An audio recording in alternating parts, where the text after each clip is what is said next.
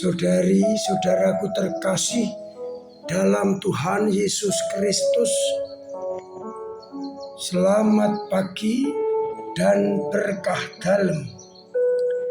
Kita bertemu kembali dalam renungan harian Kamis 18 Juli 2024. Seperti biasa, bacaan Ekaristi pagi ini kita jadikan titik renungan kita.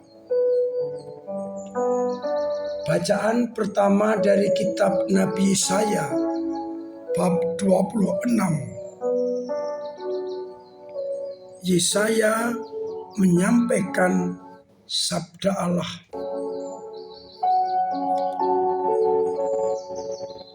Yang isinya memberikan harapan bagi Israel. Kidung-kidung ini akan dinyanyikan di tanah Yehuda. Ya Tuhan, Engkau memberi jalan lurus bagi orang-orang benar. Kami menanti-nantikan saat Engkau menjalankan penghakiman. Kesukaan kami ialah menyebut nama-Mu dan mengingat Engkau. Ya Tuhan, Engkau akan menjanjikan damai sejahtera bagi kami.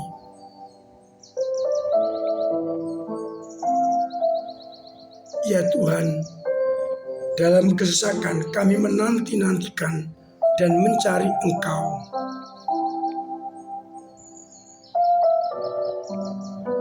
Dan juga Engkau menjanjikan semua yang dalam kubur, dalam tanah akan bangkit dan bersorak-sorai. Pendek kata, Yesaya memberikan harapan kepada Israel akan dipulihkan kembali. Sedangkan pada bacaan Injil dari Injil Matius bab 11 ayat 28 sampai 30. Ajakan Yesus agar kita, para murid yang letih lesu, berbeban berat, datang kepadanya. Dia akan memberikan kelegaan kepada kita. Karena kuk yang dipasang itu ringan dan kita diajak belajar padanya karena ia lemah lembut dan rendah hati.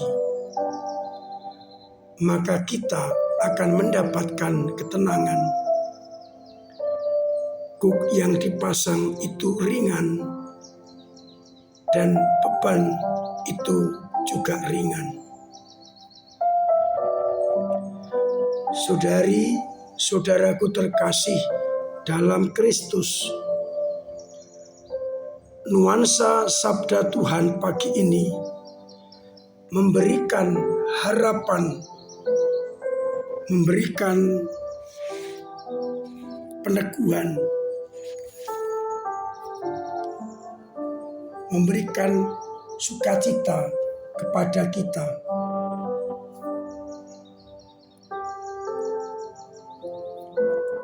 Bangsa Israel akan dibuat bersukacita karena berbalik kepada Allah. Kubur-kubur akan dibuka dan akan keluarlah orang-orang mati untuk dibangkitkan. Allah memberikan kehidupan. Di dalam bacaan Injil, beban-beban berat dan kuk yang ditanggungkan oleh pemuka agama perjanjian lama begitu berat. Dan orang datang kepada Yesus karena kuk yang dipasang Yesus enak dan bebannya ringan.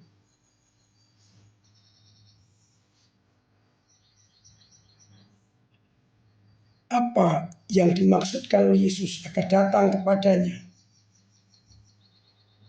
Mereka yang letih lesu dan beban berat.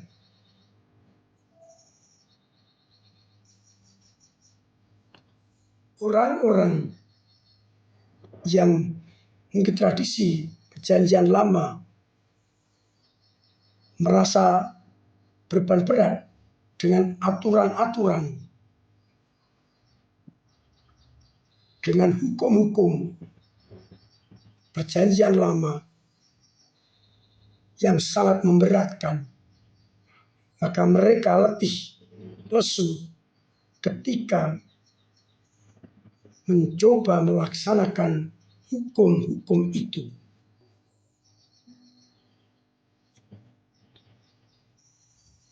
Maka mereka diminta datang kepada Yesus. Karena Yesus dan hukum-hukumnya ringan dan enak. Mereka akan dibebaskan dari hukum-hukum lama yang disempurnakan dengan hukum cinta kasih. Cinta kepada Allah dan cinta kepada sesama. Kewajiban keagamaan disempurnakan dengan hukum kasih.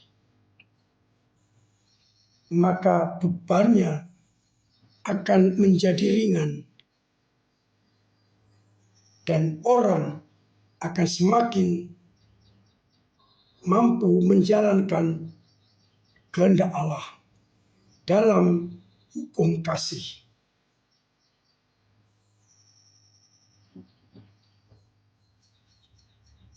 Orang tidak sibukkan dengan menghafal dan menjalankan hukum perjanjian lama. Kalau disempurnakan oleh hukum kasih. Untuk itu, mari datang kepada Yesus. Dan kita pikul kuk Yesus itu yang ringan dan enak dalam hukum cinta kasih. Sehingga kita akan mampu benar-benar menjadi anak-anak Allah. Tidak setiap hari bertanya, ini boleh apa tidak? Ini melanggar hukum apa tidak?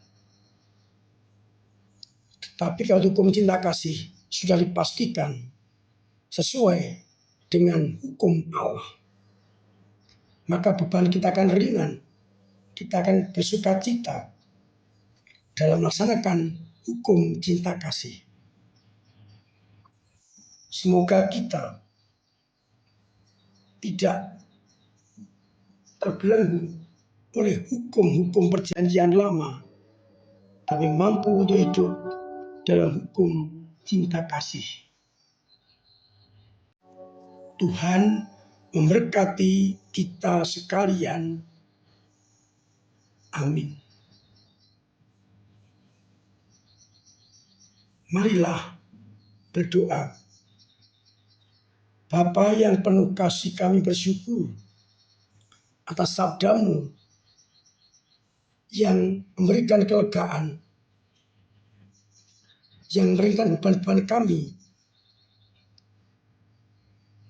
dengan memberikan hukum cinta kasih yang merangkum semua hukum-hukum yang ada. Buatlah kami untuk selalu taat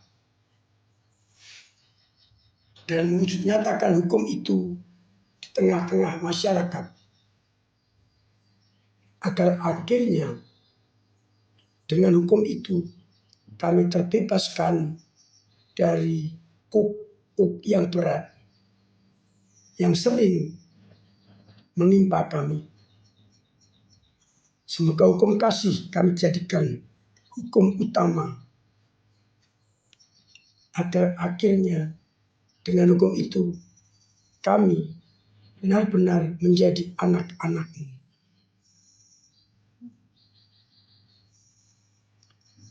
Kuatkanlah iman umat-Mu yang kadang lemah, kadang mandek, kadang jatuh,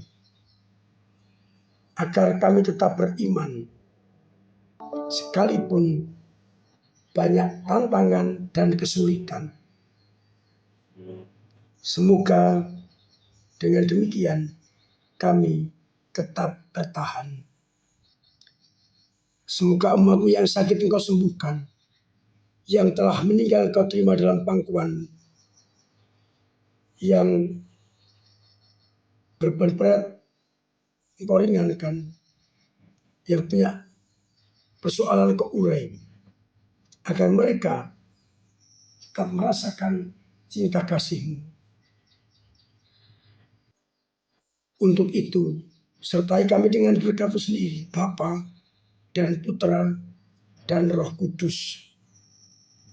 Amin. Saudara-saudara terkasih, tetap saya dorong, saya ingatkan, saya anjurkan memiliki pola hidup yang sehat, agar kita sehat dan terbebas dari berbagai macam penyakit.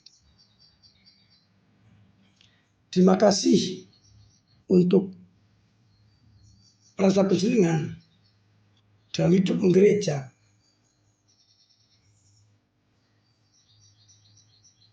Hidup menyumbangkan talenta untuk lingkungan, wilayah, paroki, dan keuskupan dengan cara kita masing-masing.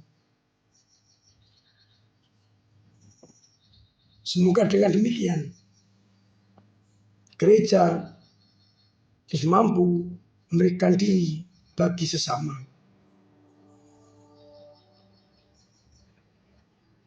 Saya mengundang semua untuk terlibat dalam berbagai pertemuan, agar gereja semakin hidup, guyup, dan berdinamika.